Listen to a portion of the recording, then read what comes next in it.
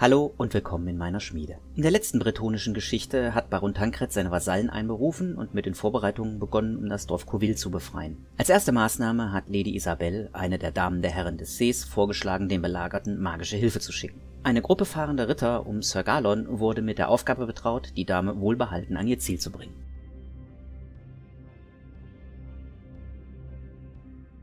Die Ritter ließen ihre Pferde im Schritt gehen. Jeder der jungen Männer beobachtete aufmerksam den Wald. In ihrer Mitte, abgeschirmt durch Reiter und Schilde, ritt eine junge Frau, die sich genau wie ihre Begleiter immer wieder umsah.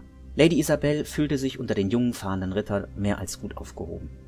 Sir Galon hatte seine Freunde trotz ihres jugendlichen Übermuts, den sie auf dem Weg bisher gezeigt hatten, gut unter Kontrolle. Sie hatten ihn als Anführer akzeptiert, was bei fahrenden Rittern nicht unbedingt selbstverständlich war. Die jungen Ritter waren niemandem zum Dienst verpflichtet und bereisten Bretonia, um sich einen Namen zu machen, vielleicht um die Tochter eines Adligen zu heiraten oder durch ruhmreiche Taten den Titel eines Ritters des Königs zu erringen. Sie stieß ihr Pferd an, bis sie neben Sir Galon an der Spitze der Gruppe war. Sofort schloss einer der anderen Ritter auf, um ihre rechte Seite abzuschirmen. »Ihr seht besorgt aus, Sir«, begann Lady Isabelle. Sir Galon blickte sie an. »Der Wald ist zu still, my Lady. Das ist nie ein gutes Zeichen. Als Junge bin ich mit meinem Vater oft auf die Jagd gegangen. Von ihm habe ich viel über den Wald und die Jagd gelernt. Wenn es so still wird wie jetzt, bedeutet es nicht immer, dass das Wild sich vor dem Jäger versteckt. Manchmal ist ein noch gefährlicherer Jäger als der Mensch im Wald unterwegs. Und besorgt würde ich nicht sagen. Eher konzentriert. Immerhin wurde mir eure Sicherheit anvertraut.« Sie lächelte. Diese jungen Männer dachten immer noch, dass sie mit einem Schwertstreich und einem heldenhaften Angriff mit eingelegter Lanze die Welt erobern konnten. »Nun«, sagte sie in scherzhaftem Ton, »ihr seht konzentriert aus, Sir Galon. Beunruhigt euch etwas?« Galon sah die junge Frau an. Ihre Augen blitzten schelmisch und er musste unwillkürlich lächeln. »Der Wald ist zu still, my Lady. Das gefällt mir nicht. Und die Knappen, die uns vorausgeritten sind, sind noch nicht zurückgekehrt. Sie sollten nur eine Wegstunde vorausreiten und dann zurückkehren. Wir hätten ihnen längst begegnen müssen.« Die Knappen waren ihre Kundschafter. Sie waren heute Morgen vor ihnen aufgebrochen, als der Rest ihrer kleinen Streitmacht das Lager abgebrochen hatte. Lady Isabelle konnte seine Besorgnis verstehen. Ohne diese Reiter wären sie praktisch blind in einem von Feinden besetzten Gebiet. Sie schloss ihre Augen und konzentrierte sich. Dann begann der Zauber zu wirken. Sie sah sich im Sattel ihres Schlachtrosses sitzen, neben ihr ritt Sir Galon, der irgendetwas zu sagen schien. An ihrer Rechten sah sie Edward de Malur reiten, der immer einen griesgrämigen Eindruck machte. Allerdings hatte er sie gestern Abend alle überrascht und am Lagerfeuer mit Geschichten und seiner Laute dafür gesorgt, dass sie wenigstens für eine kurze Zeit von ihrer Situation abgelenkt wurden. Lady Isabelle erhob sich weiter über den Wald und ließ ihren Blick schweifen. Sie folgte dem Weg, der sich unter ihr entlang wandte, und wie ein Falke flog sie über den Wald. Dann sah sie unter sich eine kleine Gruppe Reiter, die im gestreckten Galopp den Weg entlang jagten. Vielleicht noch 1 oder 2 Meilen, dann würden die Reiter bei ihnen sein. Die Knappen waren also auf dem Rückweg, dachte sie. Gut. Ihnen, dicht auf den Fersen, folgte eine Gruppe gehörnter Bestien. Erst dachte sie, die Kreaturen würden auf Reittieren sitzen. Dann erkannte sie, dass es die Art Mischwesen war, die den Oberkörper eines Tiermenschen, aber den Unterkörper eines Pferdes hatten. Kentigore. Sie wollte lieber nicht darüber nachdenken, wie diese Bastardwesen entstanden waren. Der Gedanke war einfach zu widerlich. Sie öffnete die Augen und saß wieder auf ihrem Pferd. »Sir Galon, die Knappen kommen auf dem Weg auf uns zu. Sie sind entdeckt worden und werden verfolgt. Macht eure Leute bereit.« Ihr Tonfall ließ keinen Widerspruch zu. Galon sah die junge Frau an. »Wisst ihr, wie viele es sind?« »Mehr als 1 Dutzend, schätze ich. Ich habe sie nicht gezählt.« Er nickte, dann wandte er sich an die Ritter. »Die Knappen kommen uns entgegen. Sie werden verfolgt. Auf meinen Befehl greifen wir an.« »My Lady, könnt ihr mir sagen, wie der Weg verläuft?« »Nach dieser Biegung«, sie wies nach vorne, »kommt ein kurzes, gerades Stück. Danach windet sich der Weg zwischen den Felsen hindurch. Die Knappen werden diese Stelle in Kürze erreichen. Wir müssen schnell handeln, wenn wir unseren Vorteil nutzen wollen.« »Jawohl, my Lady«, erwiderte der junge Ritter. »Wir gehen hinter dieser Biegung in Stellung. Danach verläuft der Weg ein Stück geradeaus. Dort schlagen wir zu. Sobald die Knappen in Sicht kommen, greifen wir auf meinen Befehl hin an. Keiner bricht aus der Formation aus und lasst euch nicht auf ein Duell mit diesen Kreaturen ein. Es ist unsere Pflicht, Lady Isabelle nach Covil zu bringen.« Sie ließen die Pferde im Trab fallen und erreichten die Wegbiegung. Das Stück dahinter war gerade, aber nicht sehr lang. Die Ritter nahmen die Lanzenformation ein, mit Lady Isabelle in der Mitte der 2. Reihe. Die junge Frau war ungewöhnlich still geworden und schien sich zu konzentrieren. Dann war ein Jagdhorn zu hören. Das Horn erklang erneut, die Knappen wiederholten ihre Warnung. »Roland«, wandte sich Galon an seinen Gefährten, der ebenfalls ein Jagdhorn trug, »gib Signal, dass wir in der Nähe sind. Sobald die Knappen in Sicht sind, gib das Signal zum Angriff und wir stürmen los.« Roland nickte. »Wir werden diese Viecher in Stücke hauen und dann sollen sich die Wölfe um sie kümmern.« In schneller Folge blies er ein Signal. Henry de Dorsey trieb sein Pferd neben Galon. »Das wird anders als ein Turnier werden«, sagte er grimmig. »Ja, das wird etwas anderes, aber nichts, mit dem wir nicht fertig werden würden. Wir sollten auf Aldwin aufpassen«, sagte Henry. Der glaubt nämlich immer noch etwas beweisen zu müssen, weil er beim Turnier als Erster aus dem Sattel gehoben wurde. Galon blickte kurz nach hinten. Aldwin war der Jüngste in ihrer Gruppe. Gerade einmal 3 Wochen war es her, dass er sein Zuhause verlassen hatte. Er war ein guter Reiter und geschickter Schwertkämpfer, aber ein hoffnungsloser Tjoster. »Henry, nimm seinen Platz ein und schick ihn bitte zu mir nach vorn.« »Bist du verrückt geworden?« fragte sein Freund. »Wenn man so will, ja, Aldwin ist ein hoffnungsloser Fall, wenn es um die Lanze geht. Aber ich habe selten jemanden so mit dem Schwert umgehen sehen wie ihn. Ich will nicht, dass irgendetwas passiert, weil er seine Lanze nicht unter Kontrolle hat.« Henry nickte. »Gut, und was soll ich ihm sagen?« »Sag ihm, dass er Lady Isabel beschützen muss und deswegen seine Lanze nicht gebraucht wird. Aber versuch es höflicher zu formulieren, ja?« Henry grinste. »Natürlich.« Einen Augenblick später stand Aldwin neben Galon. »Ich sollte zu euch kommen?« fragte der Junge. Ein wenig wirkte er wie einer dieser Ritter aus den Theaterstücken, die in den großen Städten aufgeführt wurden.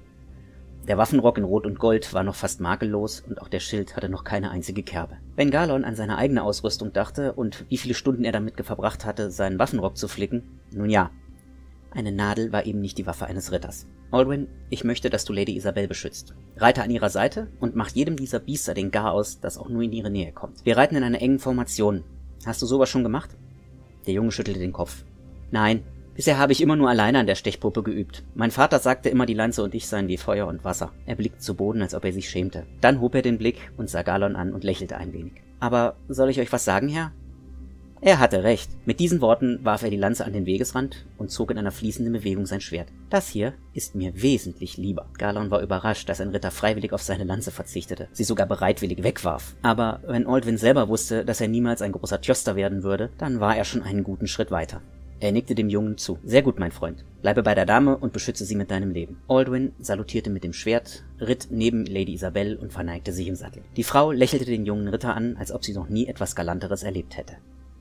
Dann sah sie, warum die Knappen ihre Pferde so antrieben. Das Horn der Knappen ertönte wieder, diesmal noch näher, und es war auch Hufschlag zu hören. »Macht euch bereit!« rief Sir Galon. Sie ließen ihre Pferde in einen leichten Trab verfallen. Am Ende des geraden Wegstücks tauchten die Knappen auf. »Angriff!« befahl Sir Galon. Roland blies in sein Jagdhorn, die Pferde galoppierten los und der Boden bebte unter den Hufen der schweren Schlachtrösser. Die Knappen auf ihren kleineren, flinkeren Reittieren wichen nach links und rechts in den Wald aus, damit die Ritter passieren konnten. Die Tiermenschen stürmten brüllend hinter den Knappen her. Der Anblick der Ritter, die mit gesenkten Lanzen in vollem Galopp auf sie zuhielten, ließ sie für einen kurzen Moment zögern. Dann brüllten sie vor Begeisterung und warfen sich diesem neuen Feind entgegen. Die beiden Gruppen trafen sich in der Mitte. Die Lanzenformation der Ritter brach durch die Tiermenschen, ohne langsamer zu werden. Die Bestien schrien, als Lanzen ihnen ihre Leiber drangen und sie unter den Hufen der Pferde zermalmt wurden. Normalerweise wären die Ritter umgekehrt, um ihren Feind erneut anzugreifen, aber auf dem engen Weg war nicht genug Platz, dass sie in ihrer Formation hätten wenden können. Also gaben sie ihren Pferden die Sporen und ließen sie weiter galoppieren. Sir Galon blickte über die Schulter. Wie durch ein Wunder waren alle Ritter im Sattel geblieben. Hinter ihnen sah er, wie die Tiermenschen ihnen nachsetzen wollten. Sie hatten sich gerade wieder gesammelt, als Pfeile in die Meute schlugen und einige der Bestien zu Boden fielen. Die Knappen hatten ihre kurzen Reiterbögen gezogen und würden ihnen kostbare Minuten erkaufen. Ewig würden sie die Bestien nicht in Schach halten können, aber jeder Augenblick war kostbar. Es widerstrebte Galon, die Jungen sich selbst zu überlassen, aber sie hatten den Auftrag, Lady Isabel sicher an ihr Ziel zu bringen. Einen kurzen Moment war noch das Brüllen zu hören, dann wurde es leiser, bis es nicht mehr zu hören war. Aus dem Augenwinkel sah Galon, wie Gestalten links und rechts von ihnen auftauchten. Zuerst dachte er, ihre Verfolger hätten sie eingeholt. Dann kam eine der Gestalten näher heran und er erkannte Alain, den ältesten der Knappen.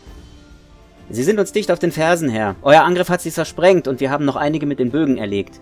Julien und Philippe ist es gelungen, einen Teil der Biester fortzulocken. Möge die Herrin ihnen beistehen.« Galon nickte. »Das habt ihr gut gemacht. Wie dicht ist der Feind schon hinter uns?« »Vielen Dank, Herr. Wir sind ihnen ungefähr 1 Meile voraus, vielleicht jetzt 2. Einige von uns haben sich zurückfallen lassen und versuchen sie aufzuhalten oder zumindest zu stören. Aber die Pferde sind müde und brauchen bald Ruhe. Das ist bereits die 2. Jagd, die wir heute veranstalten.« Der Knappe grinste Galon an, der fragend die Augenbraue hochzog. »Wir sind heute Morgen einer anderen Gruppe begegnet. Vielleicht ist es auch dieselbe. Wir haben sie 2-mal im Kreis geführt und ihnen dann an einer Engstelle mächtig Zunder gegeben. Julien kennt diese Wälder. Sein Vater ist Holzfäller und hat ihn früher oft hierher mitgenommen, Herr. Noch einmal alle gut gemacht. Versucht uns mehr Zeit zu erkaufen. Sobald wir den Wald hinter uns gelassen haben, werden wir uns diesen Kreaturen stellen.« »Nein«, erklang die Stimme von Lady Isabel. »Wir haben das Dorf fast erreicht. Es ist nicht mehr weit. Wir werden uns jetzt nicht mehr aufhalten lassen. Ich weiß, ihr wollt den Tiermenschen einen Kampf liefern, seit wir aufgebrochen sind. Aber deswegen sind wir nicht hier. Jedenfalls noch nicht. Sir Wulfric braucht unsere Hilfe. Dieser Kampf wäre sinnlos und würde nur eure eigene Eitelkeit befriedigen.« Galon sah die junge Frau an, erwiderte aber nichts, sondern nickte nur. »Verschafft uns so viel Vorsprung wie möglich, Alain. Danach setzt euch ab und kehrt zum Baron zurück. »Jawohl, Herr, wir werden tun, was wir können.« Dann rief er nach hinten. »Jocelyn, gib Signal an die anderen. Wir lassen uns zurückfallen. Wir dürfen noch ein wenig Spaß mit unseren neuen Freunden haben.« Jocelyn ließ sein Jagdhorn erschallen. Alain legte kurz die Faust vor die Brust, deutete eine Verbeugung an. Dann ließ er sein Pferd zurückfallen und die Knappen verschwanden wieder zwischen den Bäumen. Die Ritter trieben ihre Pferde weiter an. Erst als Galon nichts mehr hören konnte als den Hufschlag ihrer eigenen Pferde, wurden sie langsamer. Was auch immer Alain und die Knappen getan hatten, anscheinend verfolgten die Tiermenschen jetzt sie. »Danke, Alain«, sagte er wie zu sich selbst. Auch wenn Lady Isabel recht hatte, fühlte er sich wie ein Verräter, dass er Alain und die anderen mit diesem Feind allein gelassen hatte. Schweigend ritten sie weiter und beobachteten den Wald, aber von ihren Feinden hörten sie nichts mehr. Schließlich verließen sie den Wald und ritten durch Felder und Obstgärten, die einmal gut bestellt und sehr schön gewesen sein mussten. Jetzt waren viele Bäume gefällt und die Äcker zertrampelt. Die Gegend war regelrecht verwüstet worden und es würde lange dauern, bis auf diesen Feldern wieder etwas wuchs. »Bestien haben wirklich alles zerstört«, sagte Henry, der wieder an Galons Seite ritt.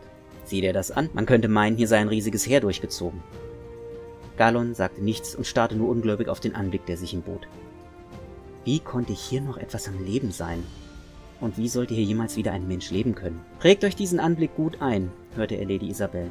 »Das ist der Grund, warum wir kämpfen. Wenn wir uns der Finsternis nicht entgegenstemmen, wird unsere Heimat irgendwann so aussehen.« »Jawohl, my Lady«, war alles, was Galon herausbrachte.